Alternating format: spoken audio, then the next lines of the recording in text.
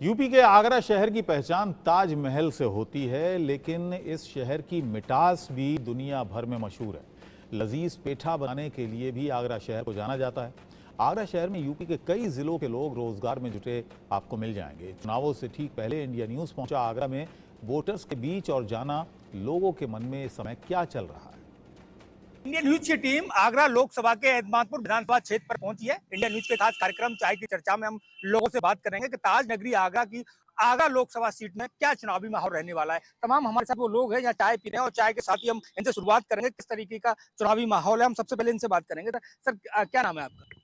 मेरा नाम डॉक्टर महेश चौधरी है। चाय की दुकान पे बैठे हुए हैं सब लोग, क्या चुनावी माहौल देख रहे हैं आप? किसको समर्थन दे रहे हैं? किसका वोट परसेंटेज यहाँ क्या है? क्या किस तरीके का समीकरण निकल रहा है? देखिए, यहाँ का समीकरण तो एक ही है, सभी लोग भगवा रंग में लहरा रहे हैं।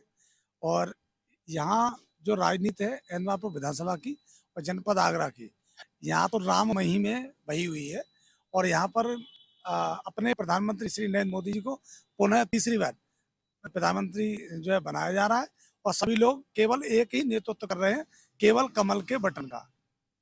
देखा जा रहा है कि एसपी सिंह बघेल का यहाँ पर विरोध देखा जा रहा है। गांव-गांव में पोस्टर भी लगे हैं। तमाम जिस तरीके की चर्चाएं चल रही हैं यहाँ पर, जो पूजा अमरोही हैं वो बसपा से हैं। कैंडिडेट अभी भी आनंद वो है वो सभा करके गए हैं। दलितों की राजधानी कहा जाता है। कैसे समीकरण बैठाएंगे?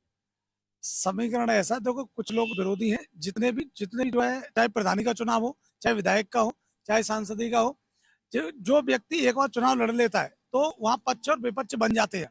पर जितने भी विपक्षी लोग हैं वो थोड़े बहुत समीकरण में 2-4-5% है, वो भी सब खत्म है। टोटल जो है 100%, ये मान के चलिए कि 95% वोटिंग जो हो रही है केवल एसपी सिंह बघेल जी के पक्ष में ही हो रही है।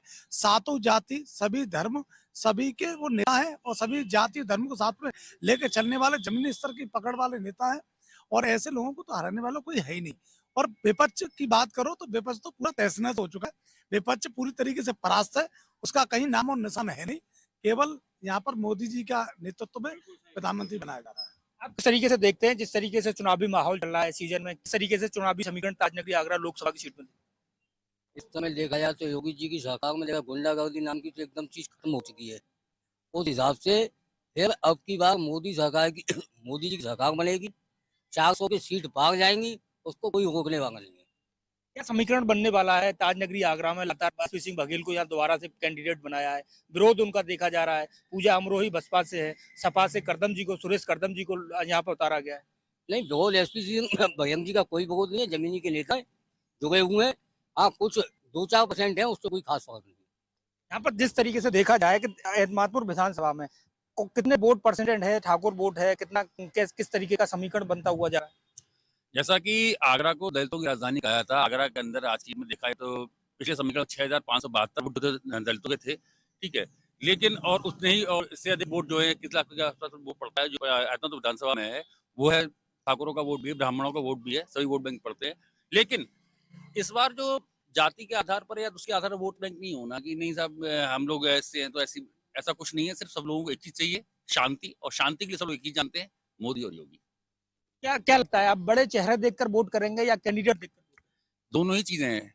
जैसा कि आपने पूछा था कि एसपी सिंह बघेल जी का विरोध हो रहा है यहाँ पे, तो ऐसा कुछ नहीं है। कह रहे हैं ना कि हर उड़ते जब कोई चीज आगे बढ़ता है, कोई इंसान या चीज किसी चीज आगे बढ़ता है तो उसको लोग पीछे खींचते हैं। पीछे खींचने के लिए चीजें की जाती हैं, ये तो स्वाभाविक है।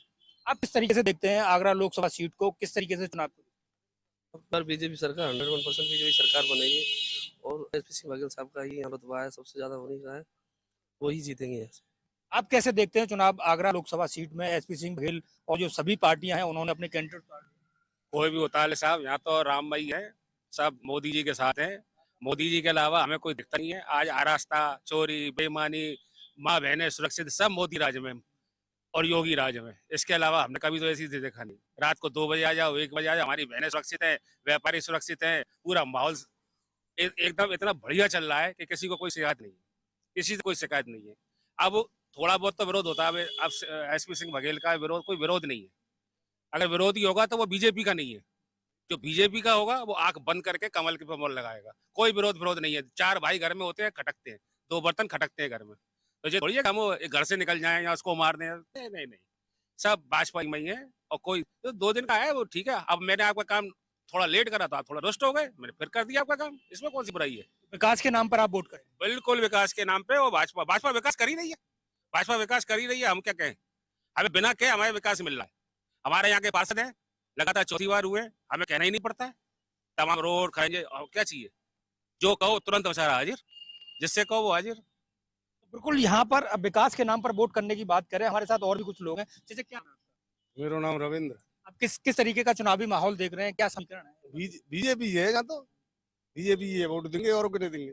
बीजेपी आप शीर्ष नेतृत्व को देखकर वोट करेंगे या लोकल प्रत्याशी को देखकर वोट करेंगे? अरे प्रत्याशी तो क्या मतलब है, बीजेपी। मोदी तो मोदी, योगी तो योगी, शीर्ष नेतृत्व को देख, इससे क्या मतलब है। एसपी सिंह बघेल से कोई मतलब नहीं है, वो उसका विरोध करते रहो। वो कोई मोदी को और योगी को थोड़ी विरोध हो रहा है। लोकल मुद्दे क्या रहने वाले हैं आपको, क्या जहन में लेकर आप वोट करेंगे? बीजेपी।